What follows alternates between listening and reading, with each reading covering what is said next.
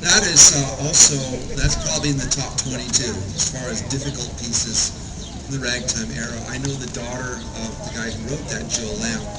That's not her name, she's Pat Lamb, but a delightful person. She always loves to hear her dad's stuff played. So it's based on a theme from Chopin, the left-hand theme is from Chopin. And the rest of it is the nightingale song, all kinds of things, but it's a beautiful, beautiful piece. Did a beautiful job of it. I can tell that she's got classical training, which is, you probably have to have classical training to be able to play Joseph Lamb, I believe. And you're putting your heart and your soul in it. And I would like to suggest that you keep that one because you have the strength to really bring all the feeling of that song out. I would suggest you consider that as part of your permanent repertoire and you memorize it so that you will always have it in your heart and you won't have to worry about flying music around.